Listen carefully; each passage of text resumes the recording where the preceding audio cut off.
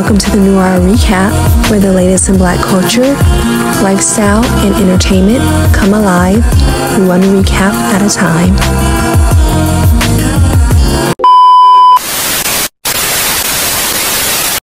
Welcome to the show. Thank you. You look gorgeous. I know.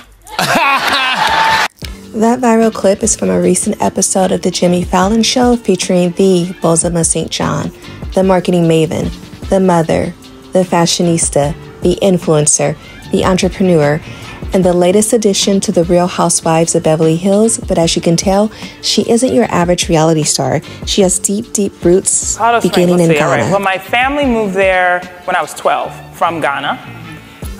Both my parents were Ghanaian. It was an interesting moment in time because, as we all remember, being 12, you really don't want to be that different from anybody else. And my mother, in her power, was very conscious of making sure that we understood what and who we are, right? And how unique and special and wonderful that is. And it wasn't in the telling of things, it was in the behavior. Mm-hmm. She didn't say things like, hold your head up high or walk into the room boldly. She didn't say those things. It was in her actions. She didn't dim our culture. The power of that experience just meant that I understood that I didn't have to change for the audience. Right. That confidence she would take with her to the prestigious Wesleyan, where she would earn a double bachelor's in African American Studies and English. Okay, ready? Yeah. Okay. My dad, PhD, 1977. My godmother, MA, 1976. My godfather, PhD, 1977. Future, West alum. What year will you be? I don't know, but she's coming. What was your first job after West? It was in the admissions office at Wesleyan. But her career really started at Spike Lee's advertising agency, Spike DDB, where she was an account executive and mastered the art of storytelling. A few years later, Bozoma would go on to meet the love of her life, Peter St. John, a print production and advertising executive. Their relationship blossomed, leading to their marriage in June 2003 in New York City. Together, they had a daughter named Lael. Unfortunately, in May 2013, Peter was diagnosed with Burkitt's lymphoma, a form of cancer. Despite undergoing months of chemotherapy, the treatment was unsuccessful, and Peter later passed away in December 2013 at the age of 43.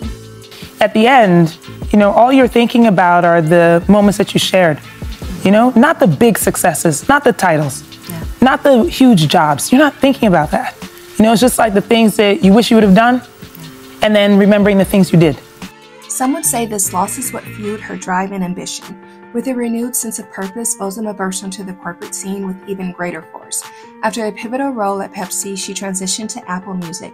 From there, she would go on to use her marketing genius in helping turn around Uber when they were at a breaking point. The ride-hailing giant hired Bozoma Saint John, remember that name, as its chief brand officer last month to help turn around the $68 billion company's image. As chief brand officer, Bozoma Saint John says she'll focus on rebuilding Uber's relationship with riders and its drivers. It is a daunting task. I'm not afraid. I've never been afraid of anything. And I see potential. I see opportunity. I think representation matters too.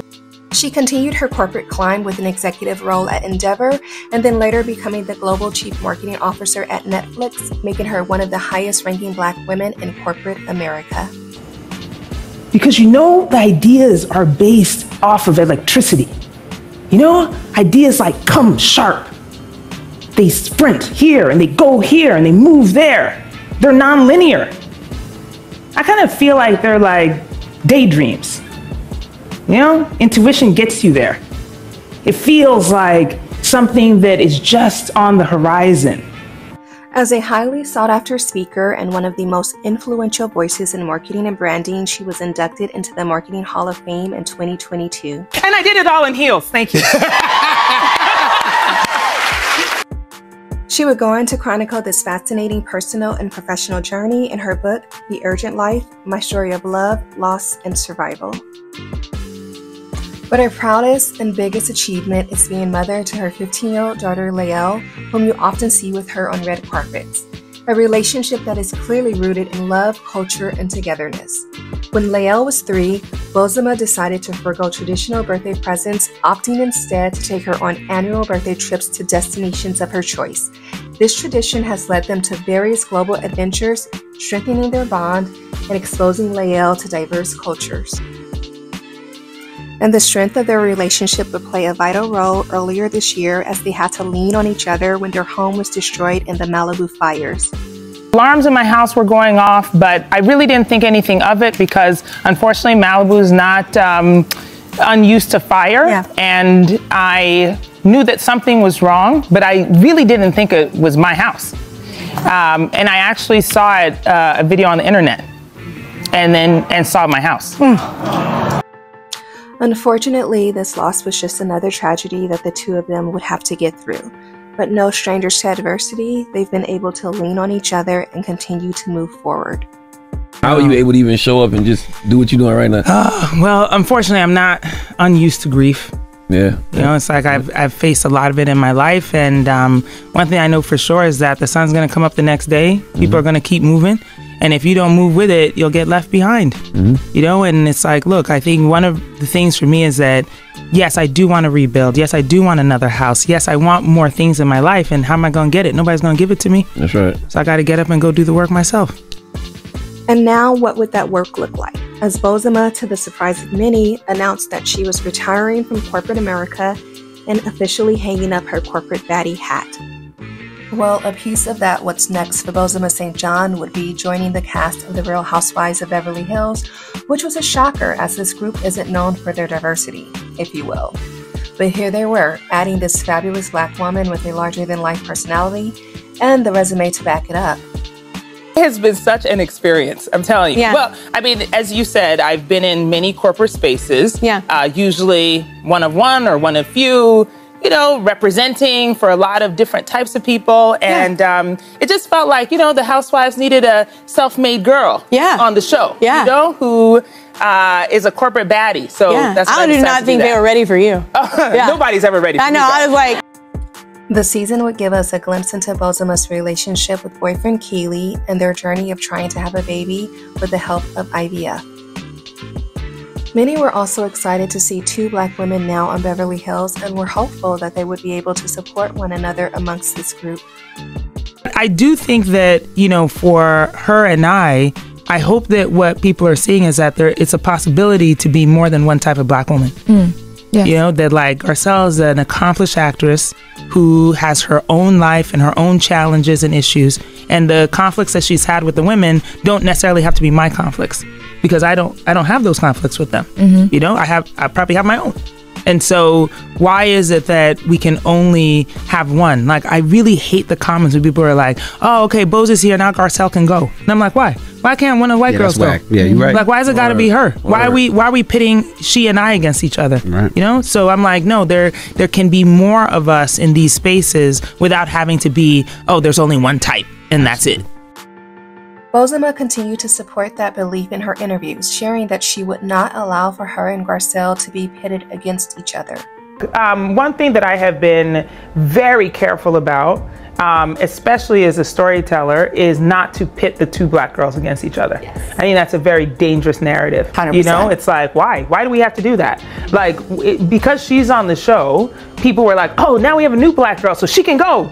And they start saying that almost immediately. Now it's like, but why is that? Like, why can't we have two of us? Yeah. And by the way, we're not the same. So we're talking about storylines, we're talking about history, we're talking about experiences that do not mirror each other. No. So if there's an allowance for 4 white women to be on the show, why can't there be 2 black women?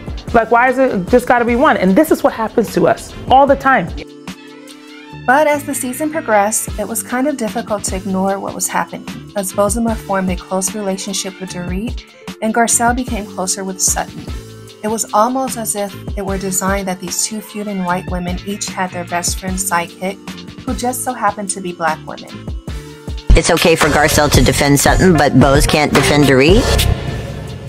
Everybody needs to quit being so threatened by the Boz and Dorit friendship. Let people get along. What was even more shocking for many was to see the close relationship between Bozoma and Erica, despite both seeing how Erica has treated and spoken to Garcelle. You know, the friendship I have with Erica, I really enjoy. Like, I really like her a lot. I can't imagine her as the person who was able to say what she said to Garcelle's son. Like, I can't imagine it today. Maybe it's lurking in there somewhere, and I hopefully never see it. Interesting. Well, things sort of came to a head on an episode of Watch What Happens Live following the season finale and Garcelle's announcement that she was leaving the show. Take a look. With Garcelle's announcement that she was departing from the show. Thoughts on that announcement? Ladies. You have no thoughts on it? Neither of you? Erica, say something. You say something. You say something. Look, Won't he do it? Ooh, and that's an inside joke. Okay. Well, I mean, look, I am disappointed that she is departing like this. I wish that she would have stuck around to work out another season. Yikes. Well, many of those a part of the delegation of Rooting for Everyone Black were not happy with Bozoma and wasted no time letting her know. Here are just a few of the hundreds of comments she has received over the last week on social media.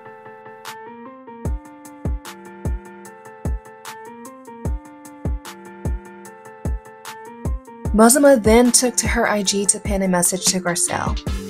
However, many claim she should have shared these sentiments on Watch What Happens Live, instead of sitting by and allowing Erica to drag another Black woman.